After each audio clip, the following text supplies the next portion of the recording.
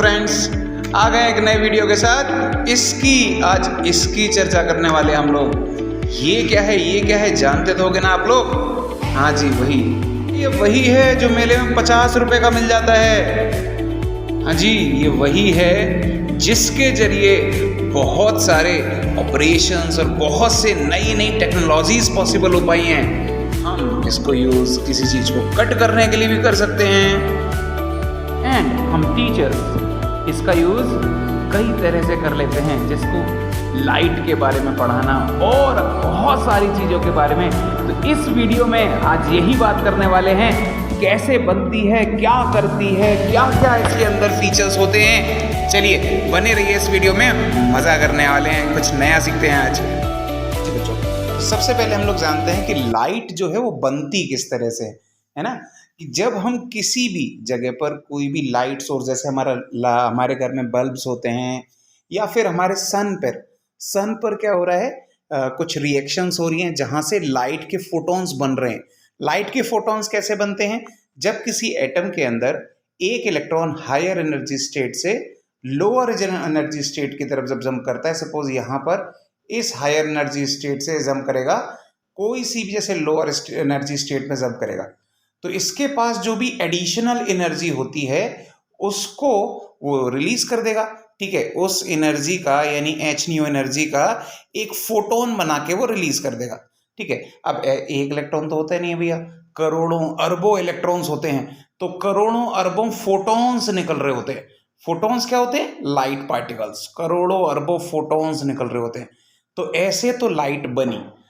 तो लाइट तो ऐसे बन रही, चाहे सन से बन रही है, चाहे किसी भी लाइट सोर्स से बन रही है। लेकिन अब समझने वाली बात है कि ये जो लाइट है ये चारों तरफ फैलती है। कैसे?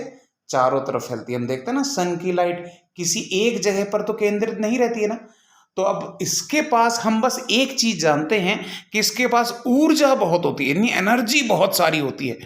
तो कुछ ऐसा हम करें, कुछ ऐसा हम जुगाड़ बिठाएं कि इसकी एनर्जी को अगर हम एक जगह पर केंद्रित कर सकें, सेंट्रलाइज कर सकें, फोकस कर सकें, तो ऐसी डिवाइस जैसे हम ऐसा कर सकते हैं उसको हम कहते हैं लेजर। उसका नाम क्या दिया हम लोगों ने? लेजर नाम दिया। इसका फुल फॉर्म क्या होगा इससे समझ में आ जाएगा। लाइट का एम्प्लीफिकेशन करना है, फिर उसका स्टिमुलेटेड एमिशन ऑफ रेडिएशन करना है। ठीक है ना, यानी लाइट को किसी तरह से एम्प्लीफाई करते हैं और फोकस्ड एक तरह से एक बीम बना के एक जगह पर फोकस कराते हैं, तो उस बीम को हम लोग कहते हैं लेजर बीम। चलिए भैया, तो देखो, laser is a device for producing a very narrow beam of very, क्या अभी हमने क्या बात करी, हाईली इंटेंसिव मोनोक्रोमेटिक। अब ये मोनोक्रोमेटिक क्या है भैया? मोनोक्रोमेटिक क्या होती है? मोनोक्रोमेटिक बताती है सेम कलर, सिंगल कलर। अगर मतलब रेड कलर की कोई लाइट बनी है तो रेड कलर के सारे फोटॉन्स एक ही तरफ चल रहे होंगे, यानी वो नैरो बीम किस कलर की होगी? रेड कलर की। तो आप वो लेजर आपने देखी है ना, वो किस तरह की बनेगी? रेड कलर की लेजर लाइट।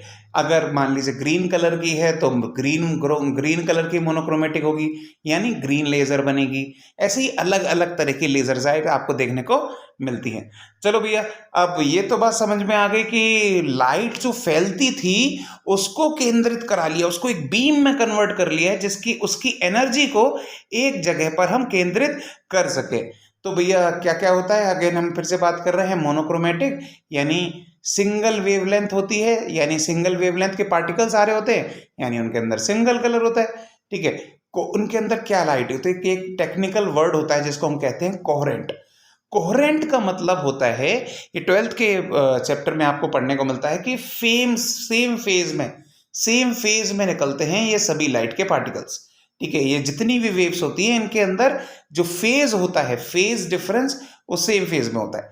चलिए भैया, अब ये ऑब्वियस सी बात है, लेजर बीम कैसे करेंगी? सेम डायरेक्शन में ट्रेवल करेंगी। अगर इसके अलग अलग में करेंगी तो बीम कैसे बनाएगी, है ना। फिर शार्पली फोकस्ड होती है और एक्सट्रीम इंटेंस होती है। इसी प्रॉपर्टी को यूज करके, ये एक्सट्रीम इंटेंस वाली प्रॉपर्टी को यूज करके हम बहुत सारे यूजेस कर लेते हैं। ठीक है, किसी चीज का 3 डायमेंशनल इमेज बनानी है, ठीक है। किडनी स्टोन्स को डिस्ट्रॉय करना है अगर, तो उसको हम यूज़ कर लेते हैं, या जो भी लेज़र के ऑपरेशंस होते हैं ना, ठीक है, लेज़र लाइट की यूज़ करके हम लोग ऑप्टिकल फाइबर कम्युनिकेशन, जो आजकल की नई टेक्नोलॉजी चल रही है, ठीक है, उस तरह से हम लोग चल सकते हैं, उस तरह से उसको यूज़ में ला सकते हैं लार्ज डिस्टेंसेस के तौर, क्योंकि अब ये लाइट बिल्कुल सीधी चलनी है ना, तो लाइट जब बिल्कुल सीधी चलनी है तो इन्फॉर्मेशन को बहुत दूर तक हम पास ऑन करा सकते हैं, ठीक है। और चलिए फिर न्यूक्लियर फ्यूजन और रिएक्शन बहुत सारे हैं, कटिंग द मेटल्स, डायमंड को कट करना और किसी ग्लास को कट करना, बहुत सी चीज़ों में इसका हम यूज़ कर लेते हैं, है ना। चलिए और आगे बढ़ते हैं इस चीज़ के लिए।